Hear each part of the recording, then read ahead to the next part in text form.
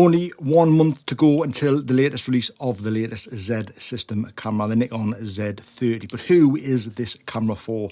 Well, that's what we're going to talk about in this video.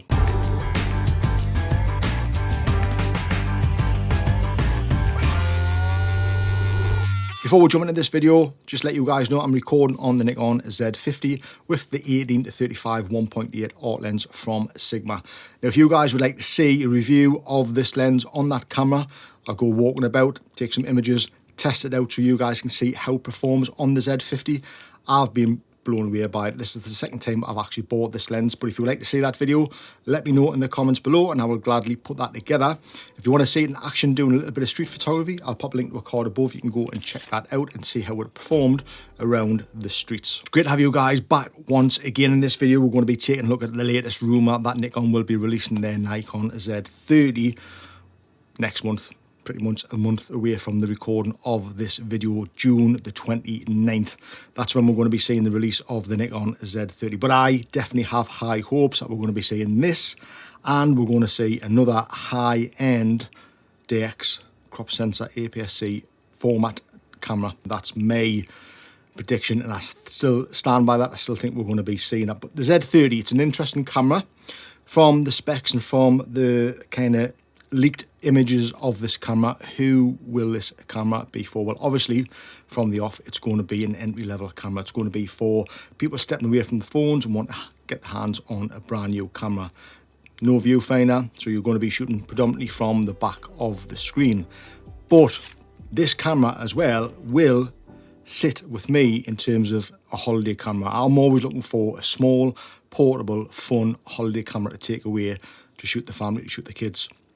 And this type of camera will suit me down to the ground, especially if what the rumours are suggesting, that it has a lot of the similarities to the Z50 and the ZFC. And I think with it being the Z30, a bit of a newer camera, I think obviously there's going to be a few more tweaks, so it'll be improved on those two cameras just slightly.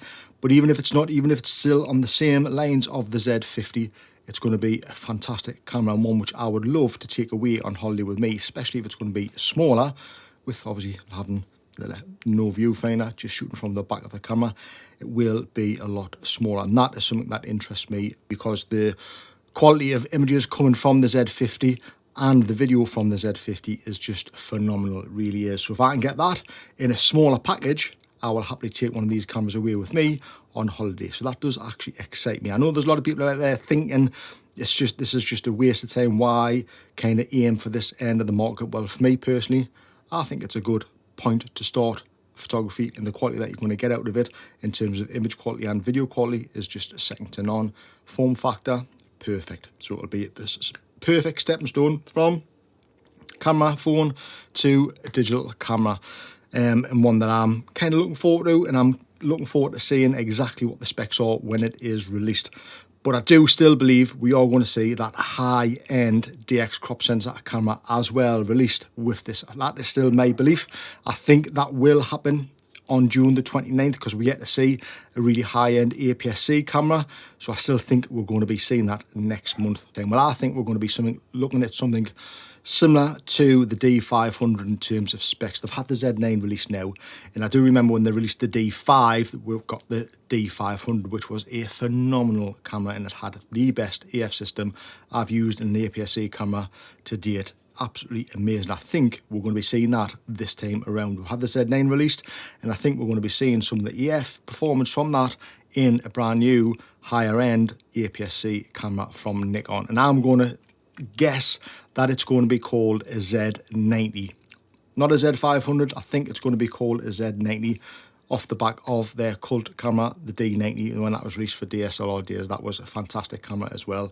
But the D500 was just hit it out the park in terms of performance for sports and action, and I think we're going to be seeing that next month with the release of the Z30. I think that's going to be a nice little surprise for everybody there that hasn't been released yet, and I'm excited to see if that does happen. I really hope it does, fingers crossed. And with the release of that 400mm 4.5 lens, that would be perfect time to release more of a pro style APS-C body.